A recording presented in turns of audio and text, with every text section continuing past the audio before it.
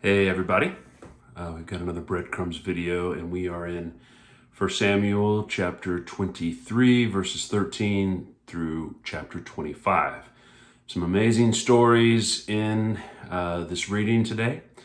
In chapter 25 we have the story of David and kind of a foolish man named Nabal whose wife Abigail intercedes. David asks for some provisions and he had protected Nabal's men while David was out in the wilderness, and Nabal refuses it, and David's going to kill him. But Abigail, Nabal's wife, actually intercedes, and David actually thanks her, recognizes that because of her intercession, he actually keeps from taking vengeance in his own hands, and so she spares David a guilty conscience.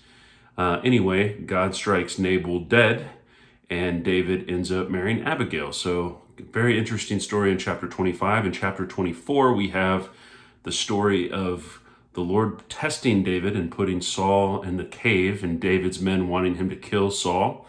And here we have David, another example of David's integrity, where he has Saul's cloak in his hands. He cuts off a corner, feels even guilty about that, but ends up confronting Saul. Saul actually repents and actually prophesies that David will be king and that David is a better man, more righteous than Saul. So another interesting story in chapter 24. But as good as those stories are, what I really was focused on is coming back to Jonathan in chapter 23. Jonathan, obviously now is aware that his father is hunting David. He comes to see David and says to David that you're going to be king in Israel, and I will be there next to you at your right hand, as my father Saul is aware.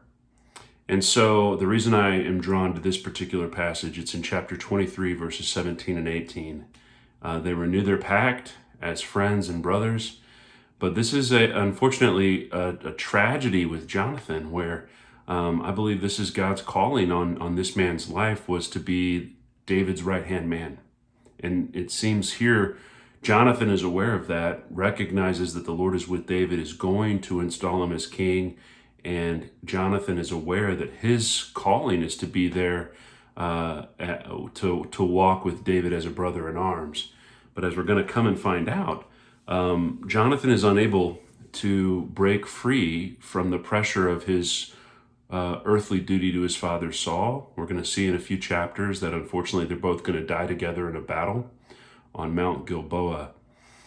But I think this is an important moment in Jonathan's story, and it's instructive for us because obedience is costly. The calling of God, even Jesus said, if you love your mother and father and sisters and brothers more than me, you're not worthy of me. Sometimes obedience costs us very, very important things in our lives. Christ calls us to lay down everything and deny ourselves, pick up the cross and follow him. And here is an example of a very tough decision in a man's life. Jonathan, who he's very loyal to his dad, he's the firstborn, he has all that responsibility as the prince of Israel, but he knows his father is actually without cause trying to hunt and kill an innocent man, his friend, David.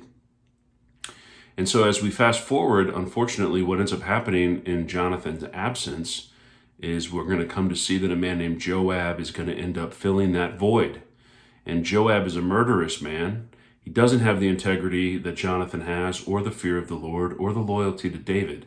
And unfortunately, we're going to see what happens to David too in 2 Samuel. We all know the story of David and Bathsheba, and that starts with an interesting verse in that chapter where it says that David, when kings were going out to war, or should have been going out to war, David was on his roof and he was walking around. Seems like he was kind of bored. And so that's when he gets enticed by the temptation with Bathsheba and sins for her, and the rest is history.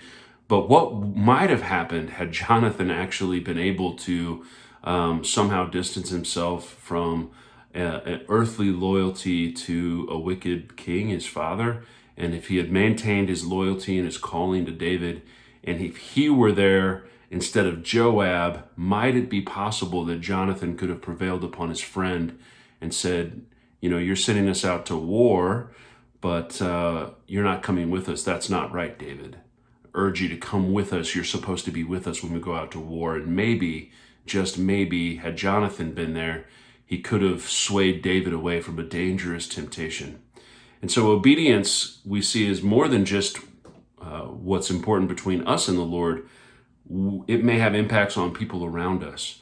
And so we all need to be doing what the Lord's calling us to do. And that's the message of today's breadcrumbs. Costly obedience. And Jonathan is a good man. There's so many good lessons we can learn from Jonathan. And he's also an example for us of how the cares of this life and the pressures and the stress and the anxiety of this world can take us off course and put us in a position where God actually didn't want us to be. It's not his best for us. And there's certainly a measure of dignity, honor, and nobility in Jonathan sacrificing his life there with his father. But I don't believe that was God's best for Jonathan. And so it's a little story for us here in the midst of what David's going through, to just recognize that Jonathan himself knew that he was supposed to be there with David when David was king. And as we reflect on the scriptures, to be willing to lay down whatever the Lord asks us to lay down, which is never easy, but it is always going to end up being more blessed for us and also more blessed for the people that we're called to walk with in this life. So God bless you all, and we'll look forward to talking more about David, the story of David, the story of Saul, Jonathan, these amazing characters that are in this story as well. So have a great weekend, and we'll talk to you soon.